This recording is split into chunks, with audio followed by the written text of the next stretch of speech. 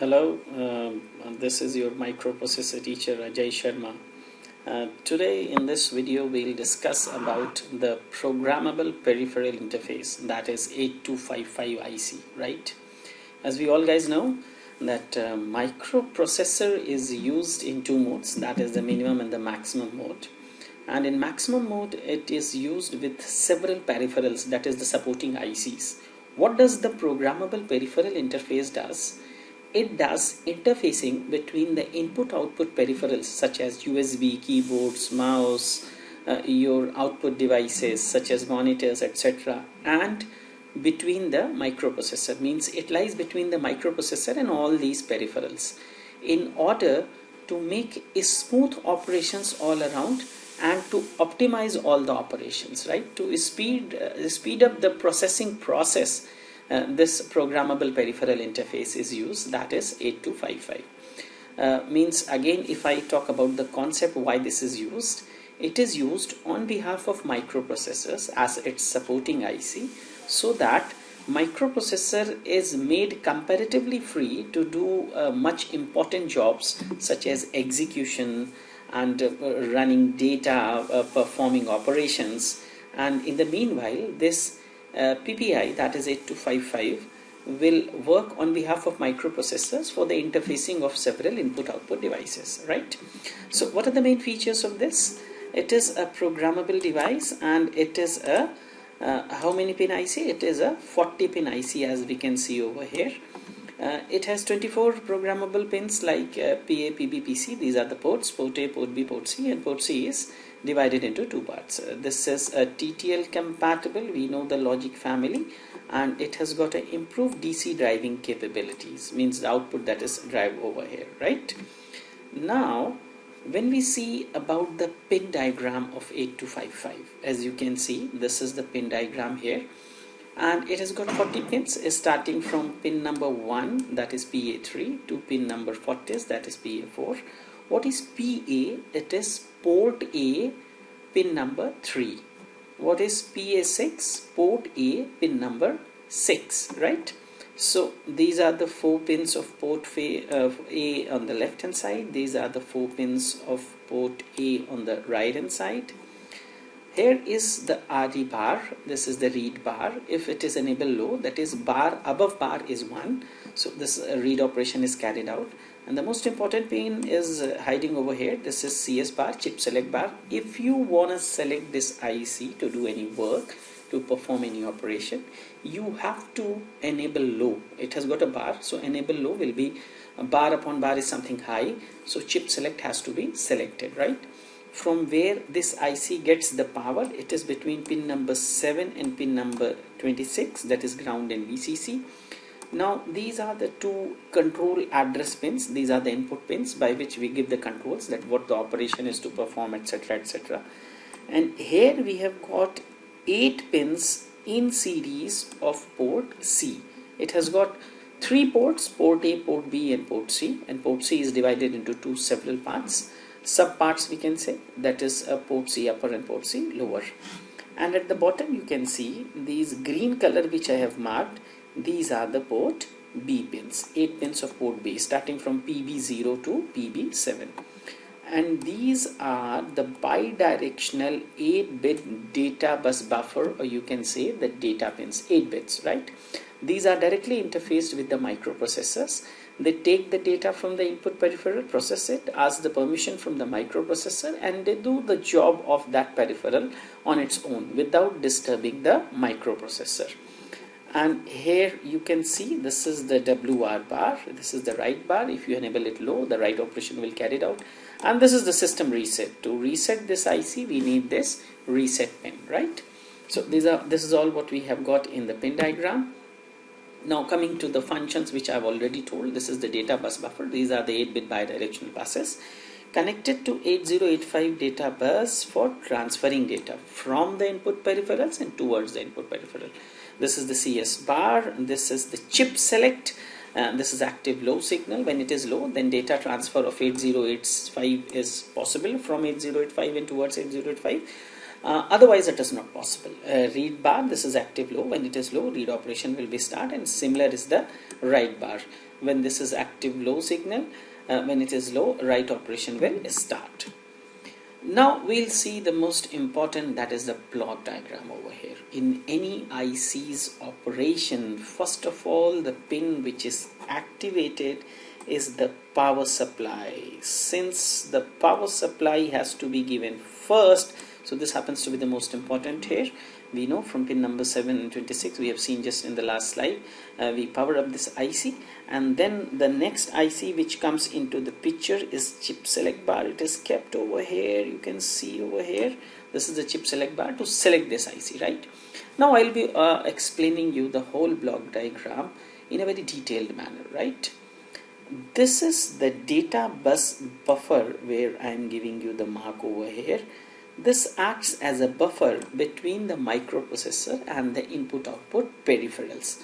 The microprocessor happens to be on my left hand side where I am writing mu-p, and the peripherals, the input-output peripherals, happens to be on my right hand side where I am writing input/output, right? And this is the IC, whole IC you can see in between, which is interfacing between the mu-p and the input-output peripheral. So data bus buffer is acting as a buffer between the input-output and the microprocessors, right?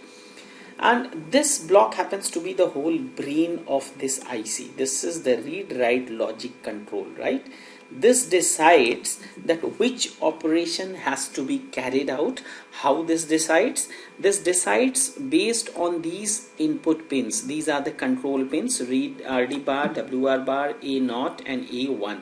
These are the control input pins. These are the address ones. These are RD bar and write bar. And this one is reset, you can see, to reset the whole IC. So read-write logic has got several sub supervisors that is known as group A controller and group B controller. Where are they located? The group A and the group B controller. Here is the group A controller and here is the group B controller. These are sub supervisors of read-write logic. The duty of group A controller is to manage two ports. What are these two ports? The group A or port A, and the second one is group A port C upper. Now this group B controller takes responsibility of these two ports. The group B happens to be port C lower. This is the half of the port C, and the group B happens to having port B as a total 8-bit ports. So we can say that 12 pins are there in the section of group A controller, 12 pins are there in the section of group B controller, right? Whole group A and a port C upper is group A controller, whole port B and group port C lower is happening to be in group B controller. Why this read-write logic has given sub-supervisors? In order to do an efficient operation, right? Each individual person is given responsibility of several ports. It will enhance the speed and optimize the operation in totality, right? So this is the group A controller. You can see the address buses over here, the data buses from PA0 to PA7, and then this is the group group A, that is port C upper, and this is group B port C lower. This is group B port B as a whole. You can see the 8 bits bus over here, right? How the operation is carried out? First, this IC is powered, the chip select bar is done. Suppose any of the input peripheral wants to have business with the microprocessor, wants to do wants any job to be done by the microprocessor. So it will first give a request signal to the 8255, and which port will be selected. This will be decided by read-write control logic. I again mark over here, read-write control logic will decide which port is to be given the priority, which port will handle this input-output peripheral request. So suppose port A is decided, port A is addressed that he will do the job. So read-write control logic, you can see the control bus is directly attached to group A controller, and this group A controller will be informed that group port A will be activated and will take the operations further. So it will give this control signal which is attached directly to port A. It will give the control signal to port A, and port A will be activated. How the data will come? The data will come from input output peripherals. As I am marking, it will come to port A. Then from port A, with this bidirectional data bus, it will come to the system bus, right? And it will come to the system bus as the marker is moving. And now this 8-bit internal bus, it will go towards the data bus buffer, right? And from data bus buffer, here it will go to the microprocessor. And after processing, similar way will be the returning towards the input output operation as I am marking, and it will receive the results or the job which is being done, and it will come via same line, right? And this similar happens with any of the ports, right? So this is all about the block diagram. Now we'll see what A0 and A1 is all about. These are the two control signals, and these are the address control signals. 00 is port A, 01 is port B, 10 is port C, and 11 is a control register. This is an automatic mode. That control register will use its brain which port is to be selected or not. Now these are the few pins which we discussed in the pin diagram also. You have seen there in the block diagram also. Reset, we guys know what is for reset is used. Reset is used to reset the device, that means clear the control signals. PA0 to PA7 is a property of port A. Similarly, PB0 to PB7 is property of port B for sending data, receiving data from the peripherals. And we know that port C is divided into several two groups. PC0 to PC3 is the lower group, PC4 to PC7 is the higher group, and these two groups working separately using 4 datas, right? Now we see what is a data bus buffer. It is an 8-bit bidirectional data bus. What we saw in the pin diagram also, I mean to say about the D0 to D7, right? 8-bit bidirectional data bus used to interface between 8255 with the system buses, right? The internal data bus and output pins D0, D0 are connected internally. Internally, it has been connected to the microprocessors, and the direction of the data bus buffer is decided by the read-write control logic. As I've told you, read-write control logic is the whole brain of this IC, right? Now about the read-write control logic, this is getting the input signals from control bus and address bus. It is well known. These are the two input buses or control buses that what to do. The user defines this all, and the control signals are RD bar, WR bar. I have told you initially also, and the address signals are A0, A1 and chip select bar. Chip select bar is the most important pin which enables or disables the IC 8255, right? Now talking about the ports, Group A, Group B controller we have discussed initially also. Group A controller has got 2 ports, the port A in totality and port C upper, and whereas Group B controller has got 2 ports, port B in totality and port C, the lower one, PC0 to PC3. Let us talk about the port A. This is an 8-bit buffered input-output latch. Buffered input-output latch means it consists of in between latching input-output, and it can be programmed by mode 0, mode 1 and mode 2. We'll be discussing the modes of this all later about the 8255, right? Now talking about port B, this is very similar to port A. This is an 8-bit buffer input-output latch. It can be programmed by mode 0 and mode 1, not the mode 2. Now talking about the port C, this is also an 8-bit unlatched, this is important, unlatched buffer input and an output latch, and it is splitted in 2 parts. I have already told you, port C upper, port C lower, and it can be programmed by BitSetReset operating modes. Mode we are leaving. Now here comes the operating modes, the most important part. The whole operating modes of 8255 is broadly divided into 2 main parts. What are these 2 main parts? BitSetReset mode and InputOutput modes, right? What is BitSetReset mode? That is related to the port C, which can be set or reset by sending out instruction. Where? To the control register, which we have seen, right? Now it is broadly divided into BitSetReset mode and InputOutput modes. This InputOutput mode is further divided into 3 several modes. That is mode 0, mode 1 and mode 2, right? So let us talk about mode 0. This is a simple input-output mode. In this mode, port A, port B, port C is used as individually. Simple, very simple, taking input and giving out output. What are the main features of this mode? Outputs are latched, inputs are buffered, not latched, right? This is an important point. Output are latched, whereas inputs are buffered, they are not latched. Ports do not have handshake or interrupt capability. What is a handshake? We will discuss later in a bigger picture. This is talking about the handshake mode, that is the mode 1. This is the second mode of the input-output mode. This is mode 1, right? This is also known as handshaking mode. In this mode, input-output is transferred by handshaking signal. What is a handshaking signal? I have given the example by this diagram, as you can see. Left hand side we have got a computer and the right hand side we have got a printer. How this happens, handshake signals is used to transfer data between whose data transfer is not the same.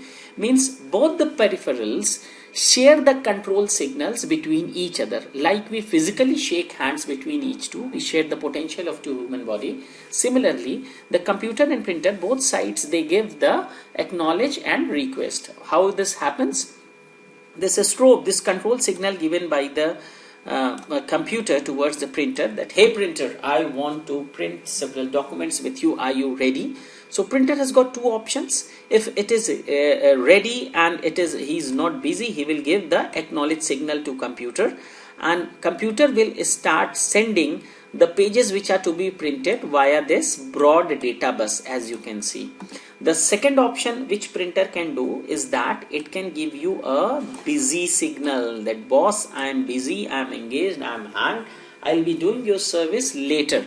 So the computer will wait for few hours and then it will give the data bus buffer the data which are to be printed. So both ways the talking is done. This is known as handshaking mode, right? Now example of this all, the computer sends the data to the printer, speed compared to the printer, the speed is also matched. When computer sends data according to the printer speed, at the time only printer can accept. It means the speed should also be managed. This is handshaking. If printer is not ready to accept data, then after sending data bus, computer uses another handshaking printer to tell the printer that valid data is available on the data bus, right? And each port uses 3 lines from port C as handshake signal. This is the port C that is using it. Now this is the mode 2, the last one. Mode 2 is a bidirectional input-output data transfer. I repeat, mode 2 is the bidirectional input-output data transfer. This mode allows bidirectional data transfer over a single 8-bit data bus using handshake signals.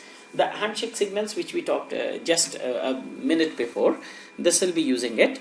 This feature is possible only group A. This is important. In mode 2, this feature is possible in only group A and especially in port A, as we can see, or port C upper, right? Port A is working as 8-bit bidirectional. This is bit. I'll just correct it. This is bit.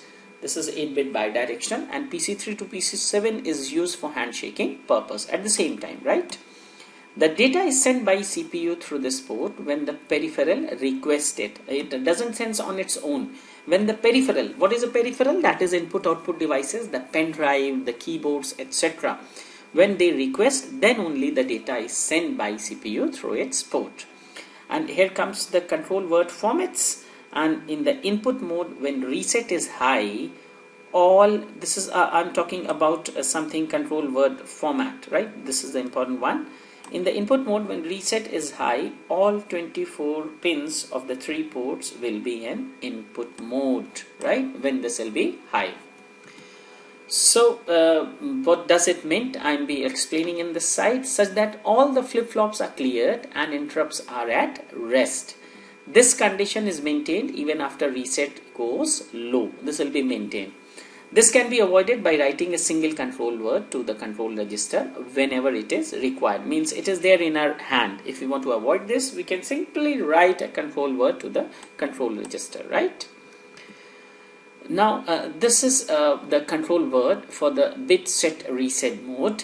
This is a BitSetReset control format. We can see This is an 8-bit register over here. The bit 1 is D0 and bit 8 is D7. This one is to select bit set reset mode. As you can see, 1 is set, 0 is reset. What is D1? D1 will be the bit B0, right? And what is D2 will be the bit 1. This is the bit select mode actually. These are the bit selecting, that is B1. And what is D3? That will be selecting the bit 2, that is B2. These are the all bit select modes, right? Which bit is to be selected, as you can see. Then D4, D5, D6 are the don't care conditions, high impedance we can say. These are reserved. And D7 is something which is the important one, bit set reset flag. If it is 0, it is active. That is BSR flag we are talking about. Now we know that PC0 to PC7 is set or reset as per the request of D0. I am talking about the same diagram which I showed just the last slide, and the BSR word is written for each bit. Example, PC3 is set, then control register will be this much. This is an example simply. And PC4 is reset, control register will be this one. This triple X, as we can see in the last slide, was the don't care condition, where X is a don't care. I've written over here, right? Now this is the control word for the input output mode, the mode format for input output, right? It is also a very simple one. The first bit is your D0 over here, the last bit is D7. Each bit has got a several meaning, it has got a several function, we'll discuss in detail. D0 is for port C, 1 is input, 0 for output. This is port C lower we are talking about. D1 is for port B, that is 1 for input, 0 for output. This is talking about port B. And D2 is mode selection, that is 0 is mode 0 and 1 is mode 1. I repeat, D2 is for selecting between mode 0 and mode 1. If it is reset, that is mode 0. If it is set, that is mode 1. Now talking about the pin number D3, this is for the port C upper. If it is 1, it is input. If it is 0, it is output, taking from the port. Port, you know, it can take input or it can give output. There are only two conditions in that. Now talking about the bit number D4, this is considering, this is used for port A. If it is 1, the port A is receiving. If it is 0, it is giving, sending data, that is output, right? Now D5, D6 are used in a combination, the 2 bits, so there can be arranged as 2 functions. 2 to the power 2 is equal to 4. So how is this? If they are 0, 0, mode 0 is selected. If they are 0, 1, mode 1 is selected. And when it is 1 and X, that is don't care, mode 2 is selected. Now the important one, D7 bit. What is this? Mode set flag. That is MSF, mode set flag, that is 1. If it is active, otherwise it is not active. Means D7 bit is 1, then MSF is 1, that is active. So the control word, this slide is dedicated to the last diagram which I have shown. The control word for both mode is same, right? Bit D7 is used for specifying whether the word located bit set reset mode or mode definition word. If D7 is 1, mode definition is mode, and if it is 0, it is bit set reset mode. This is very simple, right? Thank you, and thank you for watching this video. If you have got any query still, my email ID is flickering over here. As you can see, you can send a query to me, and I will be trying to answer you all queries and questions by replying to the email. Thank you, and thanks for watching this video.